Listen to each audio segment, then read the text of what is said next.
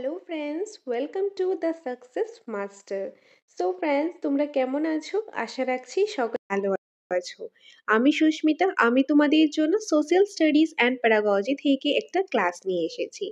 So আজকের আলোচ্য বিষয় হলো ক্লাসরুম প্রসেস অ্যান্ড অ্যাক্টিভিটিস। তো আজকে এই ক্লাসের মধ্যে ক্লাসরুম প্রসেস এবং অ্যাক্টিভিটিস নিয়ে ডিটেলসে আলোচনা করব। তো তোমরা স্কিপ না করে ক্লাসটা ধৈর্য সহকারে লাস্ট পর্যন্ত দেখতে থাকো, তাহলে আশা করি তোমাদের এই টপিকটা থেকে আর কোনো ডাউট থাকবে না। এখন তাহলে শুরু করছি আজকের ইম্পর্টেন্ট ক্লাস। তো ক্লাসরুম প্রসেসের মধ্যে আমরা কোন কোন বিষয়গুলি জানবো? প্রথমত স্টুডেন্ট বিহেভিয়ার, ছাত্রছাত্রীদের ব্যবহার। তারপর টিচার্স বিহেভিয়ার, শিক্ষকদের ব্যবহার। এনভায়রনমেন্ট অর্থাৎ পরিবেশ। এই তিনটা দিক থেকে আমরা জানবো। তো এই যে তিনটা দিক রয়েছে এগুলি আমরা এক এক করে দেখে নেব। তো প্রথমেই আমি শুরু করছি স্টুডেন্টস বিহেভিয়ার অর্থাৎ ছাত্রছাত্রীদের ব্যবহার। ক্লাসরুমের মধ্যে ছাত্রছাত্রীদের ব্যবহার কীরকম হওয়া দরকার? একটা ক্লাসরুমের মধ্যে স্টুডেন্টদের কোন কোন জিনিসের মধ্যে পার্টিসিপেট করা দরকার, কীরকম হওয়া দরকার, সেগুলি আমরা দেখে নেব। তো প্রথমেই রয়েছে পার্টিসিপেশন, খুবই ইম্পর্ট্যান্ট। অংশগ্রহণ। শিক্ষার্থীরা শ্রেণীকক্ষে ক্লাস চলাকালীন বিভিন্ন বিষয়ে অংশগ্রহণ করবেন। শিক্ষার্থীরা কি করবেন? যখন ক্লাস চলবে, ক্লাস চলাকালীন বিভিন্ন বিষয়ের মধ্যে অংশগ্রহণ করবে। ধরো এখন কোনো টিচার পড়াচ্ছে, বা ধরো এখন আমরা অ্যাজ এ টিচার পড়াচ্ছি, পড়ানোর সময় কোনো একটা টপিক পড়লাম, পড়ানোর পর বা পড়ানোর সময় মাঝখানে কিছু কোশ্চেন জিজ্ঞেস করলাম যে বলো তো এটা কি, বলো তো এটা কি। তো স্টুডেন্টরা কি করলো? স্টুডেন্টরা আনসার করলো। তারা এটা সঠিক বলুক কিংবা ভুল বলুক, যেটা হোক তারা আনসার করলো। যখন তারা আনসার করবে, ক্লাসটা কি হবে? ক্লাসটা কিন্তু ইন্টারেক্টিভ হবে। যে টিচার জিজ্ঞেস করছে স্টুডেন্টে বলছে, বা স্টুডেন্টে জিজ্ঞেস করছে টিচার বলছে। ক্লাসটা কি হবে? ইন্টারেক্টিভ হবে, ইন্টারেস্টিং হবে, অ্যাট্রাকটিভ হবে। তো স্টুডেন্টদের মধ্যে একটা কিউরিসিটি আসবে যে আমি আগে অ্যান্সার করবো, আমি আগে অ্যান্সার করবো। তাদের মধ্যে কিউরিসিটি আসবে যে আনসার করা, পার্টিসিপেশন করা, কোনো কিছুতে অংশগ্রহণ করার। তো যখন এরকম একটা কিউরিসিটি আসবে, স্টুডেন্টের মধ্যে একটা কিউরিসিটি আসবে, তারা ইন্টারেস্ট পাবে ক্লাসের মধ্যে, তখন কিন্তু সেই যে ক্লাসরুমটা সেটা কি হবে? সেটা খুব একটা সুন্দর হবে, বা তার যে এনভায়রনমেন্টটা সেটা খুবই ভালো হবে। স্টুডেন্টরা সেখান থেকে অনেক কিছু শিখতে পারবে, নতুন নতুন জিনিস তারা শিখতে পারবে। তো কোনো কিছুতে পার্টিসিপেট করা, অংশগ্রহণ করা, এটা খুবই ভালো। আর স্টুডেন্টদের জন্য এটা খুবই বেনিফিট হয়। তো প্রথম যে পয়েন্টটা রয়েছে পার্টিসিপেশন, অংশগ্রহণ। শিক্ষার্থীরা শ্রেণীকক্ষে ক্লাস চলাকালীন বিভিন্ন বিষয়ে অংশগ্রহণ করবে। তাতে স্টুডেন্টদের অনেক দিক থেকে ইমপ্রুভ হয়ে থাকে, তার লার্নিং ইমপ্রুভ হয়ে থাকে, বা তার যে স্পিকিং স্কিল ইমপ্রুভ হয়ে থাকে, তার লিসেনিং স্কিল ইমপ্রুভ হয়ে থাকে। তো স্টুডেন্টদের সব দিকে একটা ইমপ্রুভমেন্ট এসে থাকে এটার মাধ্যমে। নেক্সট পয়েন্টে রয়েছে মনোবিজ্ঞান নির্ভর শ্রেণীকক্ষ। যে ক্লাসরুমটা কীরকম হতে লাগবে? মনোবিজ্ঞান নির্ভর হতে লাগবে, সাইকোলজির উপর ডিপেন্ডেন্ট হতে লাগবে ক্লাসরুমটা, যে মনোবিজ্ঞান নির্ভর। শ্রেণীকক্ষ হবে মনোবিজ্ঞানের নির্ভর, যেখানে ছাত্রছাত্রীদের অলরাউন্ড ডেভেলপমেন্ট অর্থাৎ শারীরিক মানসিক প্রাক্ষবিক বিকাশ করবে। যে মনোবিজ্ঞান নির্ভর হতে হবে ক্লাসরুমটা। যে শ্রেণীকক্ষটা অর্থাৎ ক্লাসরুমটা রয়েছে সেটা কীরকম হতে হবে? মনোবিজ্ঞানের উপর নির্ভর করে করতে লাগবে, যেখানে সমস্ত ছাত্রছাত্রী, সমস্ত স্টুডেন্ট তাদের যাতে অলরাউন্ড ডেভেলপমেন্ট হয়, শুধু একদিক দিয়ে না, সব দিক দিয়ে ডেভেলপমেন্ট হয়, সেই দিক থেকে দেখতে লাগবে। তার যাতে শারীরিক দিক থেকে, যে ফিজিক্যাল ডেভেলপমেন্ট বা যে মানসিক প্রাক্ষবিক, এই সব দিক থেকে তার কী করবে? বিকাশ ঘটবে। যেরকম ধরো শুধু পড়াশোনা না, যে পড়াশোনা তো আছেই, যে পড়াশোনার পাশাপাশি আরও কো কারিকুলার অ্যাক্টিভিটিস রয়েছে, ধরো স্পোর্টস রয়েছে, ডান্স রয়েছে, সিঙ্গিং রয়েছে, আরও বিভিন্ন জিনিস রয়েছে, ড্রামা রয়েছে, বিভিন্ন জিনিস রয়েছে। তো এইগুলির মধ্যে যখন তারা পার্টিসিপেট করবে, বা ক্লাসরুম যখন এগুলির সাথে ইনক্লুডেড থাকবে, তখন তাদের শারীরিক মানসিক প্রাক্ষবিক বিকাশ করবে, তাদের অলরাউন্ড ডেভেলপমেন্ট হবে। তো ক্লাসরুমটা এরকম হতে লাগবে যাতে স্টুডেন্টদের অলরাউন্ড ডেভেলপমেন্ট হয়, শুধু পড়াশোনা নয়, পড়াশোনার পাশাপাশি অন্যান্য অ্যাক্টিভিটিসের মধ্যেও যাতে তাদের ইমপ্রুভমেন্ট আসে, তাদের যাতে অলরাউন্ড ডেভেলপমেন্ট হয়। তো ক্লাসরুমটা সেরকম হতে লাগবে, অর্থাৎ ক্লাসরুমটা মনোবিজ্ঞান নির্ভর হতে লাগবে, যাতে সমস্ত ছাত্রছাত্রীদের অলরাউন্ড ডেভেলপমেন্ট হয়ে থাকে। নেক্সট রয়েছে কোঅপারেটিভ ক্লাসরুম অর্থাৎ সহযোগিতামূলক শ্রেণীকক্ষ। যে ক্লাসরুম কীরকম হওয়া উচিত? ক্লাসরুমটা কোঅপারেটিভ হওয়া উচিত, যে একজন স্টুডেন্ট আরেকজনকে হেল্প করবে, একজন শিক্ষার্থী একজনকে হেল্প করবে, আরেকজন শিক্ষার্থী একজনকে হেল্প করবে, কেউ কোনো জায়গাতে একটা প্রবলেম ফেস করলে সেখানে হেল্প করবে। তো এরকম একজন একজনকে সহযোগিতা করবে, হেল্প করবে। তো এরকমভাবে ক্লাসরুমটা হওয়া উচিত। যেরকম শ্রেণীকক্ষ হবে সহযোগিতামূলক, যেখানে সমাজবিদ্যার বিভিন্ন বিষয়ে সহযোগিতার মাধ্যমে পাঠদান করা হবে। যে শ্রেণীকক্ষটা, ক্লাসরুমটা কীরকম হবে? সহযোগিতামূলক হবে, যেখানে সমাজবিদ্যার বিভিন্ন সাবজেক্ট রয়েছে, যে এসএসটি রয়েছে, এসএসটির বিভিন্ন সাবজেক্ট রয়েছে, history, polity, geography, economics, psychology, অনেকগুলি পার্ট রয়েছে। এই যে অনেকগুলি পার্ট রয়েছে, এগুলি পড়ানোর সময় বা এগুলি যখন কোনো স্টুডেন্ট এগুলি পড়বে, তখন কি করবে?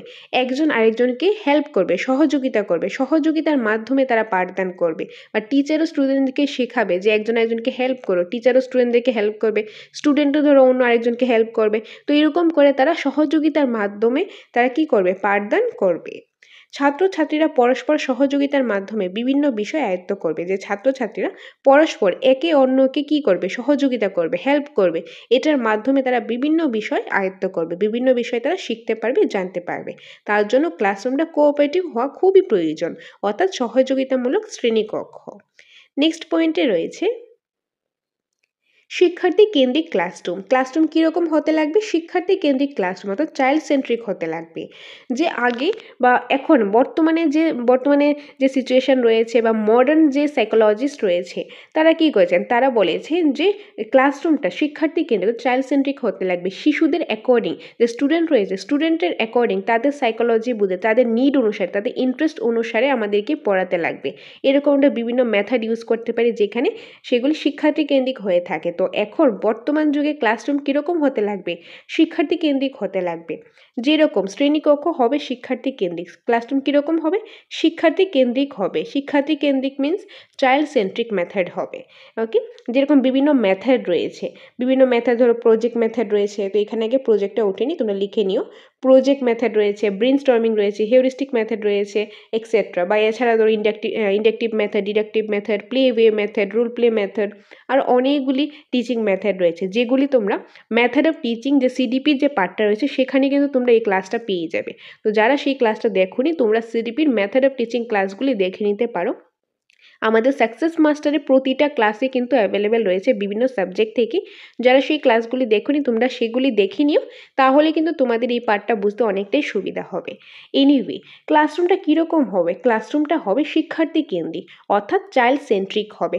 শিশুদের অ্যাকর্ডিং, শিক্ষার্থীর অ্যাকর্ডিং, তাদের নিড অনুসারে, তাদের ইন্টারেস্ট অনুসারে ক্লাসটা সেট করা হবে। যে টিচাররা কীভাবে পড়াবে, কীরকমভাবে পড়াবে, কোনটা পড়ালে ভালো হবে, সেটা সম্পূর্ণটা ডিপেন্ড করবে স্টুডেন্টের উপর। স্টুডেন্টের নিড অনুসারে, তাদের কোন জিনিসটা প্রয়োজন, তাদের নিড, তাদের যে ইন্টারেস্ট রয়েছে, বা তাদের যে তার কোন বিষয়টা পড়লে তাদের জন্য ভালো হবে, সেই অ্যাকর্ডিং টিচারকে প্ল্যান করতে লাগবে, সেই অ্যাকর্ডিং তাদেরকে পড়াতে লাগবে। আর সেগুলি পড়ানোর সময় বিভিন্ন মেথড টিচার ইউজ করতে পারে। প্রজেক্ট মেথড হতে পারে, ব্রেন স্টর্মিং হতে পারে, হিউরিস্টিক মেথড হতে পারে, ইন্ডাকটিভ মেথড হতে পারে, প্লে ওয়ে মেথড হতে পারে, আরও বিভিন্ন মেথড রয়েছে। তো বেসিক্যালি ক্লাসরুম হবে শিক্ষার্থী কেন্দ্রিক, অর্থাৎ চাইল্ড সেন্ট্রিক মেথড। ওকে, তো আশা করি তোমরা এই পার্টটা বুঝতে পেরেছো। নেক্সট পার্টে রয়েছে টিচার্স বিহেভিয়ার। আমরা আগে কি দেখেছি? Students behaviour. স্টুডেন্টস বিহেভিয়ারের পয়েন্টগুলি ভালোভাবে দেখে নিয়েছি। এখন আমরা সেকেন্ড পয়েন্টটা দেখব, টিচার্স বিহেভিয়ার, অর্থাৎ শিক্ষকের ব্যবহার। শিক্ষকের ব্যবহারে প্রথমেই রয়েছে প্ল্যানিং, অর্থাৎ পরিকল্পনা। পরিকল্পনা, শিক্ষক পরিকল্পনা মাফিক শিক্ষাদান করবেন। যে শিক্ষক কি করবেন? একজন টিচার, একজন আদর্শ শিক্ষক, তিনি আগে প্ল্যানিং করবে, পরিকল্পনা করবে যে কিভাবে পড়ালে, যে কোন জিনিসটা পড়াবে, কিভাবে পড়াবে, আর কীভাবে পড়ালে স্টুডেন্টের ভালো হবে। আগে থেকে একটা পরিকল্পনা করে রাখবে যে এই দিন ওই জিনিসটা পড়াবো, ওই দিন ওই জিনিসটা পড়াবো, এইটার পর ওইটা, তারপর আসবে একটা সিকোয়েন্স মেনটেন হবে, অর্গানাইজ করা হবে, একটা প্ল্যানিং করা হবে, লেসন প্ল্যান বানানো হবে, যে আগে থেকে একটা লেসন প্ল্যান বানানো, এই জিনিসগুলি পড়াবো, এইভাবে পড়াবো, একটা প্ল্যানিং করা হলো। তাহলে কি হবে? যে শিক্ষাদান করা হবে সেটা বেশি ইফেক্টিভ হবে। একটা প্ল্যানিং ওয়েজে গেলে যে ক্লাসটা কি হয়, টিচিংটা ভালো হয়, বেশি ইফেক্টিভ হয়। তো টিচাররা কি করবে? টিচার বিহেভিয়ার একটা ফার্স্ট পয়েন্ট হলো প্ল্যানিং, পরিকল্পনা। শিক্ষক পরিকল্পনা মাফিক, যে প্ল্যানিংয়ের অ্যাকর্ডিং শিক্ষাদান করবে। নেক্সট, ইনস্ট্রাকশন, অর্থাৎ নির্দেশাবলী। শিক্ষক শ্রেণীকক্ষে ছাত্রছাত্রীদের বিভিন্ন বিষয়ে নির্দেশ দেবেন। শিক্ষক কি করবেন? ক্লাসরুমের মধ্যে, শ্রেণীকক্ষের মধ্যে ছাত্রছাত্রীদের বিভিন্ন বিষয়ে তারা নির্দেশ দিয়ে থাকবেন, বিভিন্ন ইনস্ট্রাকশন দিয়ে থাকবেন। এখন সেটা পড়াশোনা রিলেটেড হোক কিংবা অন্যান্য কারিকুলার অ্যাক্টিভিটিসের রিলেটেড হোক, শিক্ষক কী করবেন? ইনস্ট্রাকশন দেবেন, গাইডেন্স দেবেন। যেখানে ইনস্ট্রাকশন দেওয়া দরকার, যেখানে গাইডেন্স দেওয়া দরকার, সেখানে শিক্ষক তার সেই ভূমিকাটা পালন করবেন। তো শিক্ষক এর ব্যবহারের বা আমরা বলতে পারি টিচারদের আরেকটা ইম্পর্টেন্ট রোল হলো ইনস্ট্রাকশন দেওয়া, নির্দেশাবলী। শিক্ষক শ্রেণীকক্ষে ছাত্রছাত্রীদের বিভিন্ন বিষয়ে নির্দেশ দেবেন। নেক্সট পয়েন্ট ম্যানেজমেন্ট অর্থাৎ ব্যবস্থাপনা। শিক্ষক শিক্ষণ পদ্ধতি যেন ভালোভাবে চলে তার ব্যবস্থা করবেন এবং বিভিন্ন ধরনের মেথড স্ট্র্যাটেজি গ্রহণ করবেন। যে ম্যানেজমেন্ট, যে কীভাবে ক্লাসরুমটা কীভাবে সেটা ম্যানেজ করবেন, কীভাবে সেটা ম্যানেজ করবেন শিক্ষক। শিক্ষক কী করবেন? যে শিক্ষণ যে পদ্ধতিটা, যে টিচিং লার্নিং যে পদ্ধতিটা রয়েছে, এই পদ্ধতি যাতে ভালোভাবে চলে, শিক্ষকের যে টিচ করবেন পড়াবেন সেটাও যাতে ভালোভাবে চলে, শিক্ষার্থীরা ঠিকভাবে পড়ছে কিনা তার লার্নিংটা সেটাও যাতে ভালোভাবে চলে, সেই ব্যবস্থাটা কে করবেন? সেই ব্যবস্থাটা শিক্ষক করবেন। আর সেই ব্যবস্থাটা ভালোভাবে চলছে কিনা ভালোভাবে পড়ানোর জন্য শিক্ষকরা কী করবেন? বিভিন্ন ধরনের মেথড ইউজ করবেন, বিভিন্ন ধরনের মেথড। যে টপিকে যেই মেথডটা ইউজ করা দরকার, যে কোনো টপিকের মধ্যে প্রজেক্ট মেথড ইউজ করা দরকার, কোনো যে ক্লাসের মধ্যে টপিকের মধ্যে এখানে প্লে ওয়ে মেথডের দরকার বা লেকচার মেথড দরকার, হিউরিস্টিক মেথড দরকার বা অন্যান্য কোনো মেথড দরকার, যেই মেথডটার দরকার, যেই স্ট্র্যাটেজি বা যেই টিচিং স্টাইলটা দরকার, সেটা একজন শিক্ষক কী করবেন? সেইটা অ্যাপ্লাই করতে পারেন ক্লাসের মধ্যে, যাতে সেই ক্লাসরুমটা ভালোভাবে ম্যানেজ করতে পারে, যাতে টিচিং লার্নিং যে ব্যবস্থাটা রয়েছে, পদ্ধতি রয়েছে, সেটা ভালোভাবে ম্যানেজ করতে পারে শিক্ষক। নেক্সট রয়েছে পজিটিভ রিএনফোর্সমেন্ট। এই যে পজিটিভ রিএনফোর্সমেন্ট, এটার মধ্যে কী বলা হয়েছে? পজিটিভ রিএনফোর্সমেন্ট যেটা সিডিপি পার্টের মধ্যে রয়েছে, একটা থিওরির মধ্যে তোমরা পেয়ে যাবে যে positive reinforcement, negative reinforcement, punishment, এই সবটাই কিন্তু তোমরা পেয়ে যাবে। এনিওয়ে ওইটা আমি এখানে ডিসকাস করছি না, যেহেতু ওইটা সিডিপির পার্ট। এখানে কি দেখো, পজিটিভ রিএনফোর্সমেন্ট। শিক্ষক শ্রেণীকক্ষে ছাত্রছাত্রীদের পজিটিভ রিএনফোর্সমেন্ট দেবেন। শিক্ষক কী করবেন? শ্রেণীকক্ষের মধ্যে, ক্লাসরুমের মধ্যে ছাত্রছাত্রীদের পজিটিভ রিএনফোর্সমেন্ট দেবেন। যে শিক্ষার্থী কোনো একটা কিছু ভালো কিছু একটা করলো, তাহলে এখানে শিক্ষক কী করবেন? যে তার একটু পজিটিভ কোনো একটা তাকে প্রশংসা করলো বা কোনো একটা কাজ দিল যে হ্যাঁ এটা ভালো করেছো, এরকম বিভিন্ন ধরনের পজিটিভ রিএনফোর্সমেন্ট দেবেন শ্রেণীকক্ষের মধ্যে শিক্ষার্থীদের। তাহলে শিক্ষার্থীদের যে কনফিডেন্ট রয়েছে সেটা কিন্তু বুস্ট আপ হবে, আর তাদের কনফিডেন্টটা বুস্ট আপ হবে। যদি তাদের কনফিডেন্ট বুস্ট আপ হয় তাহলে কী হবে? তারা অনেক বিষয়ে ইন্টারেস্ট আসবে। যখন কোনো বিষয়ে তার ইন্টারেস্ট আসবে, সে মোটিভেটেড ফিল করবে, সে কিন্তু নতুন নতুন জিনিস শেখার জন্য আগ্রহী হবে, সে আরও অনেক কিছু জানার জন্য, শেখার জন্য আগ্রহী হবে। তো আমরা as a teacher positive reinforcement ক্লাসের মধ্যে কিন্তু অ্যাপ্লাই করতে পারি ছাত্রছাত্রীদের কনফিডেন্টটা বুস্ট আপ করার জন্য। ওকে, তো এগুলি গেল কিছু পয়েন্ট। নেক্সট পয়েন্ট রয়েছে ফিডব্যাক। ফিডব্যাক খুব ইম্পর্টেন্ট পয়েন্ট। ফিডব্যাক, শিক্ষক শ্রেণীকক্ষে ছাত্রছাত্রীদের বিভিন্ন বিষয়ে ফিডব্যাক দেবেন। শিক্ষক কী করবেন? শ্রেণীকক্ষের মধ্যে, ক্লাসরুমের মধ্যে ছাত্রছাত্রীদের বিভিন্ন বিষয়ে ফিডব্যাক দেবেন। ধরো এখন কোনো একটা জাস্ট অ্যান এক্সাম্পল, একটা প্রজেক্ট দেওয়া হলো বা কোনো একটা টপিক পড়ানো হচ্ছে, যখন টিচারে পড়ানোর পর তাদের থেকে ফিডব্যাক নেওয়া হলো, বা ধরো কোশ্চেন আনসারের মাধ্যমে হতে পারে, কোনো একটা প্রজেক্টের মাধ্যমে হতে পারে, অ্যাসাইনমেন্টের মাধ্যমে হতে পারে, ফিডব্যাক নেওয়া হলো। এখন ফিডব্যাক কোনো একটা স্টুডেন্টে ভালো দেয় কিংবা খারাপ দেয়, কিংবা আমি একটা কোনো কিছু একটা আমরা কোশ্চেন করলাম, স্টুডেন্টরা যখন আনসার করলো সেটা ভুল হোক সঠিক হোক যেভাবেই হোক ফিডব্যাক দেওয়া হলো। তো এরকম ফিডব্যাকের মাধ্যমে কি হয়? ফিডব্যাক দিলে স্টুডেন্টরাও ক্লাসের মধ্যে ইন্টারেস্ট পায়, তারা ইন্টারাকশান হয়, স্টুডেন্ট টিচারের মধ্যে ইন্টারাকশান হয়। তো ক্লাসরুমটা কি বেশি এঙ্গেজিং হয়, বেশি অ্যাট্রাকটিভ হয়। তো ফিডব্যাক হলো আরেকটা ইম্পর্টেন্ট পয়েন্ট। নেক্সট হলো কোঅপারেটিভ লার্নিং ক্লাসরুম। ক্লাসরুমটা কীরকম হবে? কোঅপারেটিভ লার্নিং ক্লাসরুম হবে, অর্থাৎ সহযোগিতামূলক ক্লাসরুম। মানে এখানে একজন আরেকজনকে হেল্প করবে, সহযোগিতা করবে, যেটা আমরা স্টুডেন্ট বিহেভিয়ারের মধ্যেও কিন্তু এই পয়েন্টটা পড়েছিলাম। তো এখানেও কিন্তু সেম, যে কী করবেন? একজন আরেকজনকে হেল্প করবেন, সহযোগিতা করবেন, সহযোগিতার মাধ্যমে তারা নতুন নতুন জিনিস শিখতে পারবেন। একজন স্টুডেন্টের যদি একটা জায়গাতে প্রবলেম থাকে তো আরেকজন এখানে একটু সহযোগিতা করবেন, তাহলে সে ওই জিনিসটা বুঝতে পারবে। তো এরকম করে একজন আরেকজনকে সহযোগিতার মাধ্যমে তারা বিভিন্ন বিষয় শিখতে পারবে, জানতে পারবে। নেক্সট রয়েছে হায়ার অর্ডার কোশ্চেনিং। যে হায়ার অর্ডার কোশ্চেনিং করতে লাগবে, যে স্টুডেন্টরা টিচাররা রয়েছে, টিচাররা কী করবে স্টুডেন্টদেরকে যে হায়ার অর্ডার কোশ্চেনিং করবে, তাদেরকে যাতে তারা ক্রিটিক্যালি থিঙ্কিং করে, তারা যাতে চিন্তন করে, তারা যাতে মানে চিন্তা করে, থিঙ্কিং করে যাতে আনসার করে, এরকমভাবে হায়ার অর্ডার কোশ্চেন করতে লাগবে, যে উচ্চমানের কোশ্চেন করতে লাগবে, যাতে তারা উচ্চমানের চিন্তাধারা করে, হায়ার অর্ডার থিঙ্কিং করে। যেরকম ধরো ওপেন এন্ডেড কোশ্চেন, তাদেরকে ওপেন এন্ডেড কোশ্চেন করতে লাগবে, যাতে তারা চিন্তা করে, ক্রিটিক্যালি চিন্তা করে। যেরকম ধরো তাদেরকে একটা কোশ্চেন করা হলো, ফর এক্সাম্পল একটা কোশ্চেন করা হলো যে তাদেরকে ত্রিপুরার মধ্যে আরও কী করলে যে ত্রিপুরা আরও ভালো হবে, উন্নতি হবে। তো এরকম যখন করা হবে স্টুডেন্টরা কী হবে, তারা বিভিন্ন দিক থেকে ভাববে। ধরো একটা কোশ্চেন করা হলো, তো তারা বিভিন্ন দিক থেকে কিন্তু এটা ভাববে। যখন বিভিন্ন দিক থেকে জিনিসটা ভাববে, সেটা কী হবে, ডাইভার্জেন্ট থিঙ্কিং, ঠিক আছে, ডাইভার্জেন্ট থিঙ্কিংটা ডেভেলপ হবে। তো এখানে যখন বিভিন্ন দিক থেকে একটা কোশ্চেন করলে, যখন তারা বিভিন্ন দিক থেকে চিন্তা করবে, বিভিন্ন দিক থেকে তাদের কী হবে, তাদের থিঙ্কিংটা কি ডেভেলপ হবে। তো এরকম কোশ্চেন করতে লাগবে যাতে তাদের থিঙ্কিংটা ডেভেলপ হয়, তারা যাতে ডাইভার্জেন্ট থিঙ্কিং করে। ওকে, তার অন্যদিকে যদি আমি একটা এক্সাম্পল দিচ্ছি, কনভার্জেন্ট থিঙ্কিংয়ের ক্ষেত্রে কী হয়, তারা ধরো একটা জিনিসের একটা দিক থেকেই ভাবছে। ধরো এখন কোশ্চেন করা হলো যে ত্রিপুরা রয়েছে, ত্রিপুরার ক্যাপিটাল কী। তো ত্রিপুরার ক্যাপিটাল যারা আনসার জানে সবাই সেম আনসার দেবে, এটার মধ্যে কিন্তু এত বেশি চিন্তা করার দরকার নেই। তো এটা কিন্তু হায়ার অর্ডার কোশ্চেনিং হলো না, এইটা করতে গেলে এত বেশি চিন্তা করতে লাগে না, যারা আনসারটা জানে তারা এমনিতে আনসার করতে পারে। ওইটা কি হয়ে যাবে, ওইটা হয়ে যাবে ক্লোজ এন্ডেড কোশ্চেন। কিন্তু স্টুডেন্টদের মধ্যে যাতে হায়ার অর্ডার থিঙ্কিংটা ডেভেলপ করার জন্য ওপেন এন্ডেড কোশ্চেন করতে লাগবে, যাতে তারা বেশি বেশি চিন্তা করে, যাতে তারা ডাইভার্জেন্ট থিঙ্কিং করে, মানে বিভিন্ন দিক থেকে চিন্তা করে। তো এরকম হায়ার অর্ডার কোশ্চেনিং করতে লাগবে অ্যাজ এ টিচার, যাতে স্টুডেন্টদের হায়ার অর্ডার থিঙ্কিংটা ডেভেলপ হয়, উচ্চমানের চিন্তা ভাবনাটা ডেভেলপ হয়, ইমপ্রুভ হয়। ওকে, তো আশা করি তোমরা এই পার্টটা বুঝতে পেরেছো। নেক্সট পার্টের মধ্যে রয়েছে এনভায়রনমেন্ট। প্রথম পয়েন্টে আমরা কি দেখেছি, ক্লাসরুম প্রসেসের যে টপিকটা, প্রথমেই দেখেছি স্টুডেন্টস বিহেভিয়ার, তারপর দেখলাম আমরা টিচার্স বিহেভিয়ার। এখন আমরা থার্ড পয়েন্ট দেখব এনভায়রনমেন্ট, পরিবেশ। খুবই important, very very important environment. তোমরা জানো এনভায়রনমেন্ট, পরিবেশটাও কিন্তু একটা শিক্ষার্থীর লার্নিংয়ের উপর অনেকটাই ডিপেন্ড করে।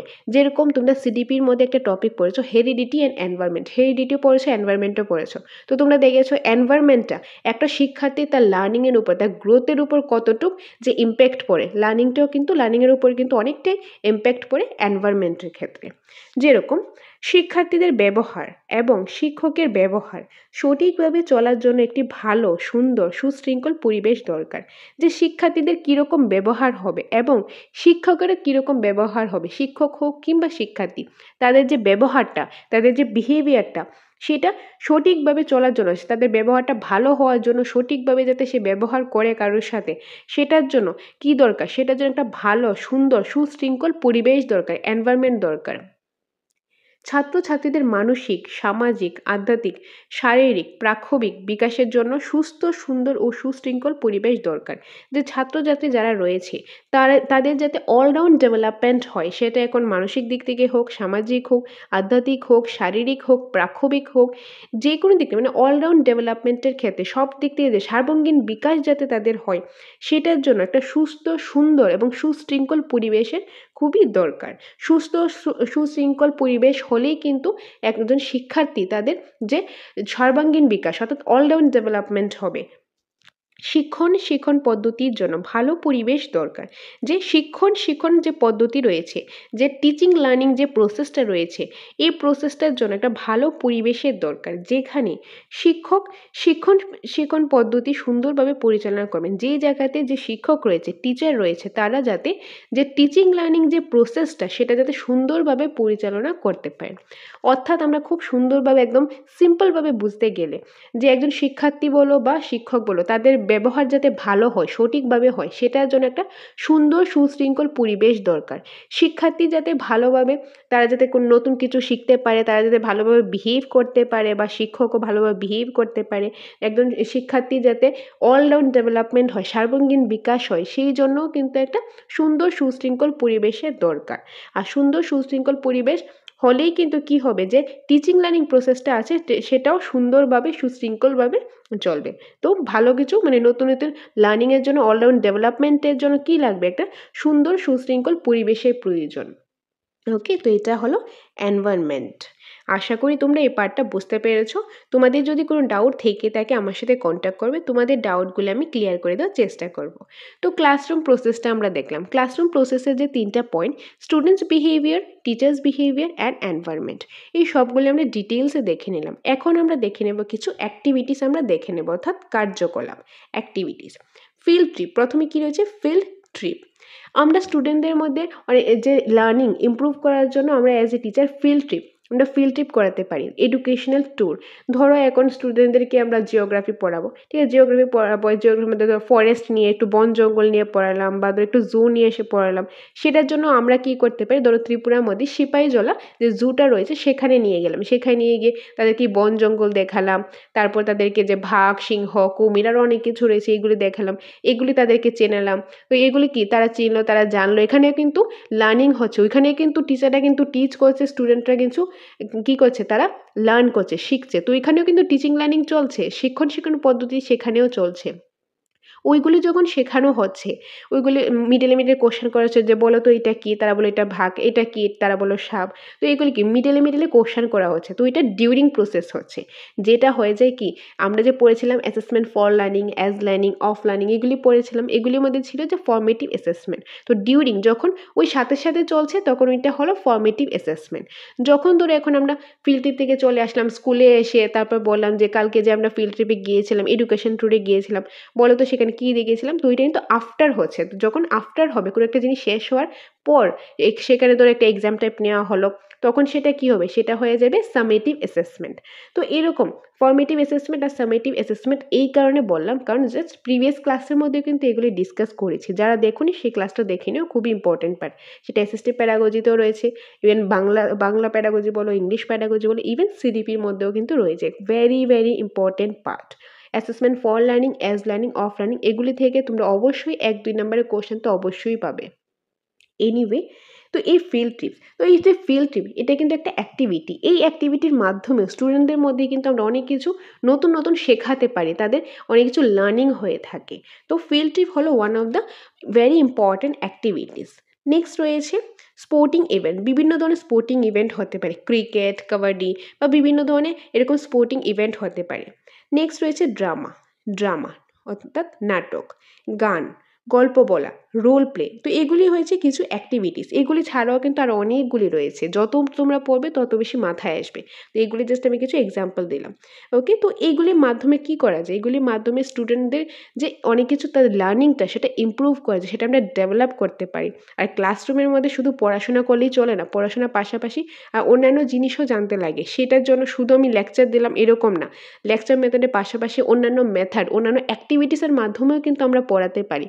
তো এখানে এরকম কিছু অ্যাক্টিভিটি বলা হলো, যেরকম ধরো গল্প বলার মাধ্যমে কোনো কিছু আমি শেখালাম, রোল প্লের মাধ্যমে, কোনো একটা নাটকের মাধ্যমে, কোনো একটা ফিল্ড ট্রিপের মাধ্যমে, গানের মাধ্যমে, স্পোর্টিং ইভেন্টের মাধ্যমে, ডিবেটের মাধ্যমে, প্রেজেন্টেশনের মাধ্যমে, বিভিন্ন ওয়েতে, বিভিন্ন অ্যাক্টিভিটিসের মাধ্যমে আমরা কি করতে পারি, স্টুডেন্টদের মধ্যে যে লার্নিংটা রয়েছে সেই লার্নিংটা আমরা ইমপ্রুভ করতে পারি অ্যাজ এ টিচার। তো এগুলি হলো কিছু অ্যাক্টিভিটিস। তো আশা করি তোমরা বুঝতে পেরেছো, তোমাদের কাছে এই ক্লাসটা ভালো লেগেছে।